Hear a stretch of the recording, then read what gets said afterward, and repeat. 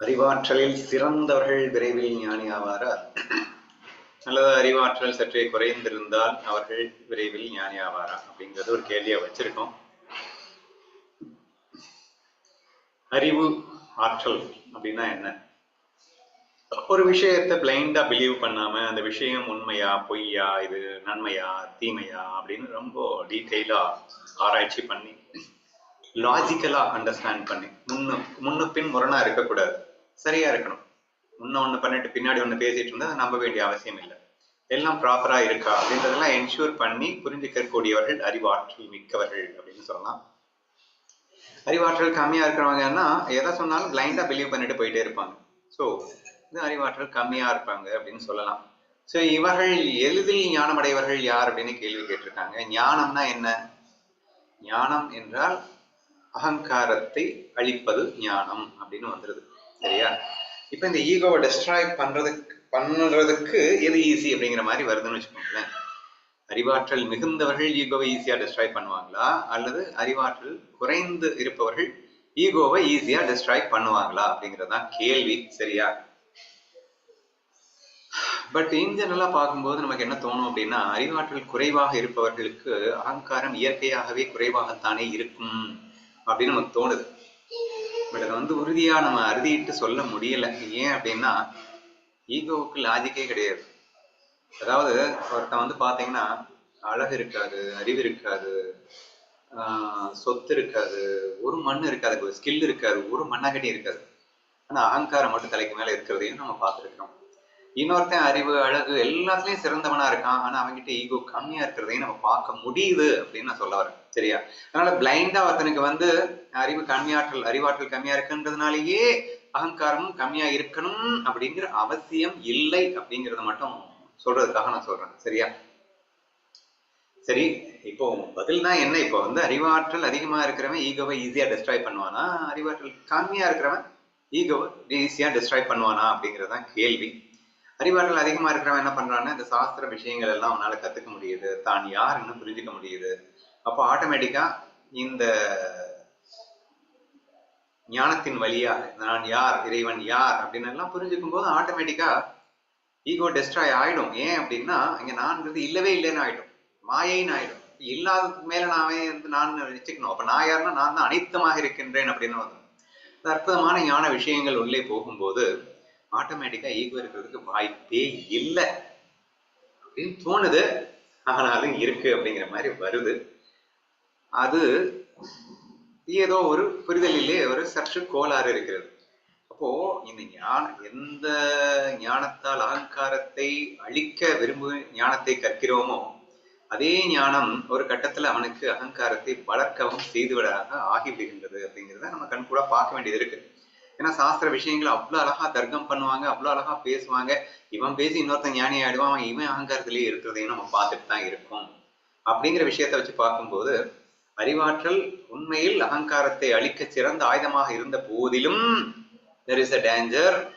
அது சற்றே தவறாக பயன்படுத்தப்பட்டால் அது வில்லங்கமாகத்தான் இருக்கிறது.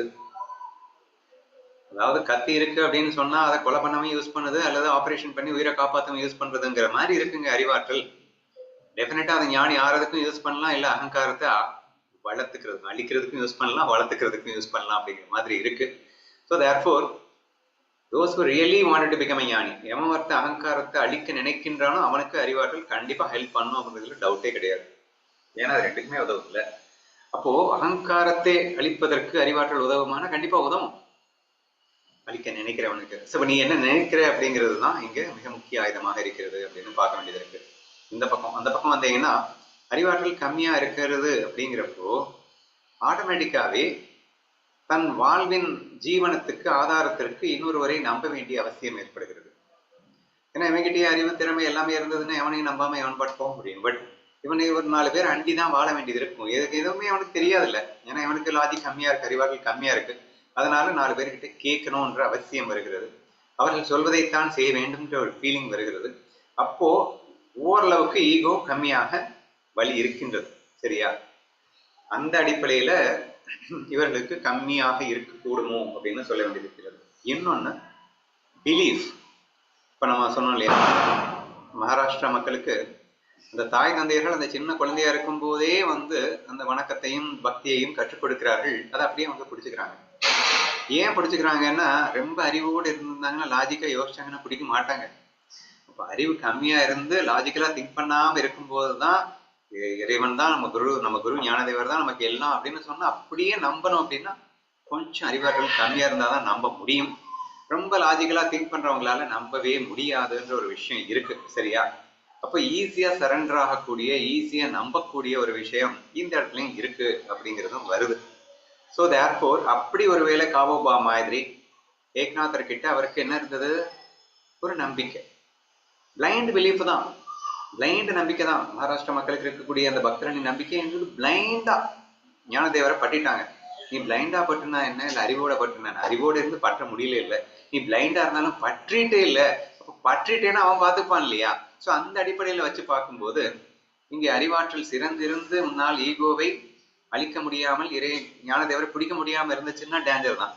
இங்கே அறிவாற்றல் கம்மியா இருக்கிறதுனால ஒரு பிளைண்ட் பிலீஃப்ல ஆட்டோமேட்டிக்கா ஞானதேவரை பிடிச்சிட்டேன்னா ஓகே தான் அப்படிங்கிற மாதிரி இருக்கு. சரியா? ஆனாலும் நான் ஒன்று சொன்னேன், அறிவாற்றல் கம்மியா இருக்கிற இடத்துல கூட ஈகோ இருக்குன்னு சொன்னேன். ஸோ ஏன்னா தெரியல, அது ஈகோ எப்படிதான் உள்ள போகுதோ தெரியல. பட் எனக்கு தெரிஞ்சு டெஸ்ட்ராயிங் ஆஃப் ஈகோ வந்து கொஞ்சம் ஈஸியோன்னு தாங்க தோணுது. அறிவாற்றல் அதிகமா இருக்கிறவன்ட்ட ஈகோவை டெஸ்ட்ராய் பண்ண, ஏன்னா அறிவாற்றல் அதிகமா இருக்கிறவன் ஈகோவை அழிக்கணும்னு நினைச்சானா அவன் ஈஸியா வந்துடுவான்னு முதல்ல சொல்லிட்டேன். அறிவாற்றல் அதிகமா இருக்கிறவன் ஈகோவை பெருகிட்டு இருக்கான்னு வச்சுக்கோங்களேன், அவன் அதை டெஸ்ட்ராய் பண்றதுங்கிறது எனக்கு என்னவோ அவங்க ஈஸின்னு தோணலை. ஆனா அறிவாற்றல் கம்மியா இருக்கிறவன் தன்னோட ஈகோவை டெஸ்ட்ராய் பண்ண நினைச்சான் அப்படின்னா சம்ஹவ் இது கொஞ்சம் ஈஸியா இருக்குமோ அப்படின்னா தோணுது. ஸோ கூட்டி கழிச்சு நல்லா பார்க்கும்போது ரெண்டுமே ஈக்குவல் அப்படிங்கிறது ஒரு பக்கமா போனா கூட எனக்கு என்னவோ இந்த பக்கம் கொஞ்சம் சாயலாமான்னு தோணுது. அறிவாற்றல் குறைவாக இருப்பவன் ஈகோவை உடைப்பதில், அதாவது ஈகோ அறிவாற்றல் குறைவாகவும் இருந்து ஈகோவும் வச்சிருக்கிறவன் ஈகோவை தூக்குறது அப்படிங்கிறது கொஞ்சம் சுலபமாக இருக்குமோ என்றுதான் எனக்கு தோன்றுகிறது. அறிவாற்றல் அதிகமா இருந்து ஈகோவை வளர்க்க நினைக்கிறவன் வந்து அழிக்க நினைக்கிறதுன்றது மிகப்பெரிய கடினமாக இருக்கும் என்றே தோன்றுகிறது.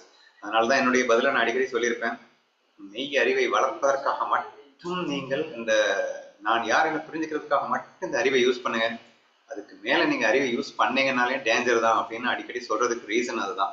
எந்த ஸ்கில்லுமே நமக்கு தேவையில்லை. ஏன்னா நான் யாருன்றதை புரிஞ்சதுன்னா டைரக்டா ஈஸியா அடிச்சிடலாம் ஈகோவை. அதனால அது புரிய வேண்டிய அவசியம் நமக்கு ஏற்படுகிறது. இல்லை எனக்கு அந்த அளவுக்கு அறிவு இல்லைன்னா பிரச்சனையே இல்லை. நீங்க பிளைண்டா ஒரு குருவை பற்றிட்டீங்கன்னாலே போதும், ரொம்ப சுலபமா ஈஸியா நம்ம ஞானத்தை அடைய முடியும்.